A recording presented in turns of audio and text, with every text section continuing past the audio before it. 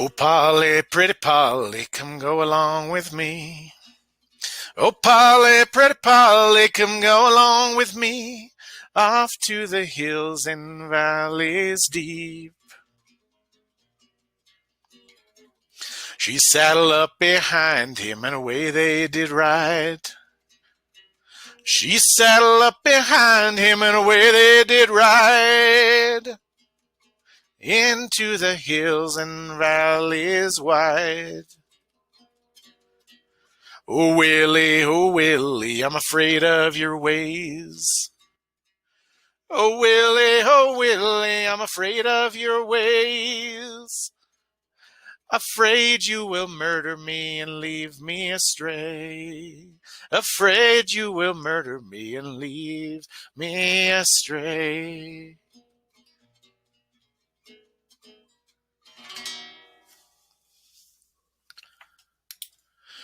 The Fortune Teller's Curse.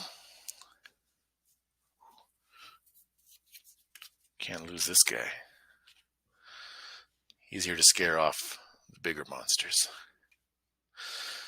The Fortune Teller's Curse. Harold was an old farmer. He had a big farm. He had a ranch. He had horses, stables, but his favorite horse was Bess. She was a sweet old mare. That's what you call a female horse, right? Anyway, she was one of those female horses. She was very sweet, really easy to ride, very gentle, and almost every day he'd take her out into the hills and he'd ride her around, and then he'd do the rest of his chores that day. He loved that horse Bess out of all the horses that he had. Now, that farmer Harold, he was a very centered man. He was a very logical thinker. You know, he didn't give in to superstitions like a lot of his neighbors did. He believed that this world is what you see, and that's about it. Let's let this guy have a rest. That was the way he approached life. But, you know, one day he went to the county fair and went there with his wife and his family, and they were playing the games and walking around. And Harold, he came across a fortune teller's booth, a little tent right at the edge of the forest, at the edge of that fair. And he went in, it's all dark, and there's candles flickering in there. He could smell incense. It's all smoky inside. And he said, what the heck? Why not? Let's try it out. So he walked in and he sat down at the lady's table. She had her crystal ball there. She had her deck of tarot cards. And she started putting those cards down. She looked down at the cards, and then she looked up at Harold. And she said, "Your favorite horse will cause you to die." Now, Harold, he had never really put stock into fortune tellers or cards or any of that magic stuff, witchcraft. He didn't believe in it. But if there was any way he could believe in it even less, well, this lady's words, that made him even more skeptical. He said, "You've got to be kidding me. My favorite horse caused me to die? It's got to be a joke. She's gentle as a lamb. She's the sweetest horse. She's never bitten anybody. She's never snapped at another horse."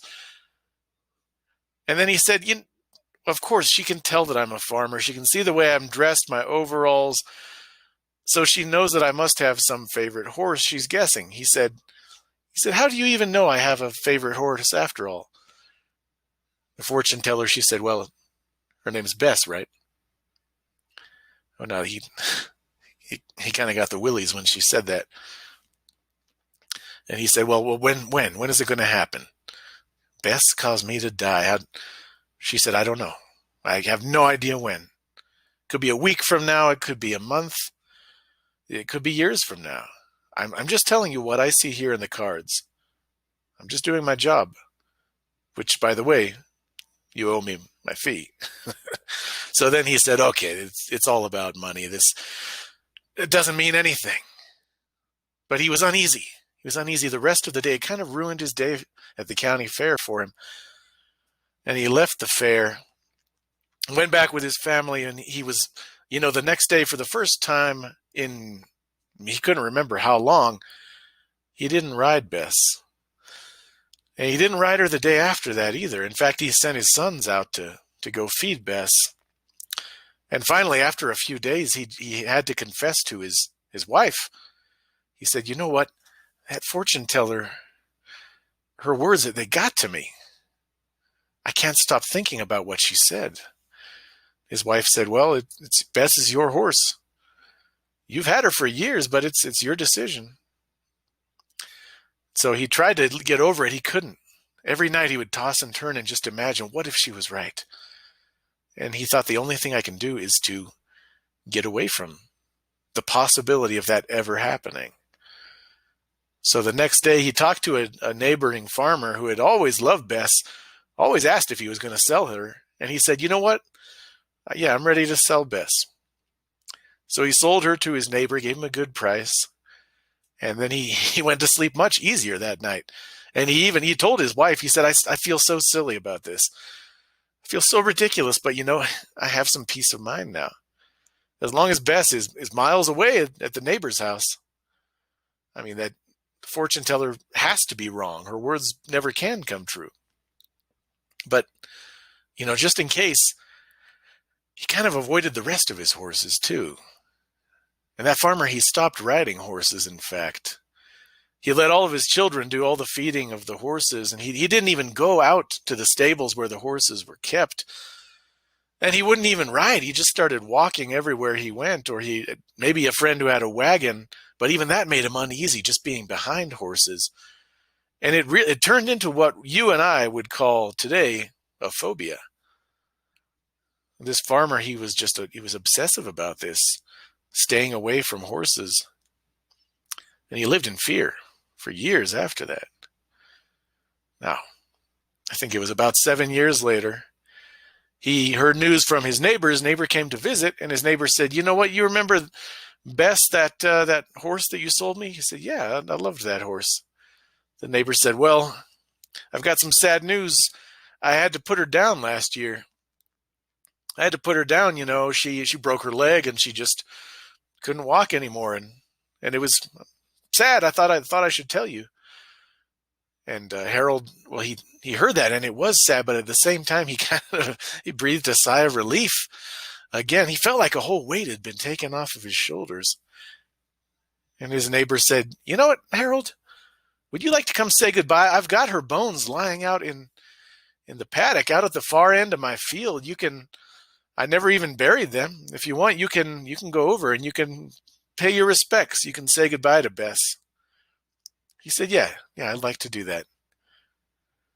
So Harold went with the neighbor, and the neighbor pointed out that far corner of the field, and he walked over there. He saw those white bones. It had been a long time. It was just bones now.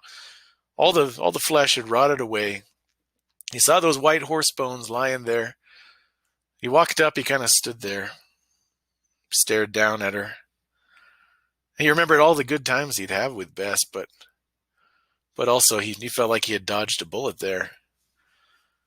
And so he just wanted to say goodbye. He wanted to thank Bess for being a good, faithful horse.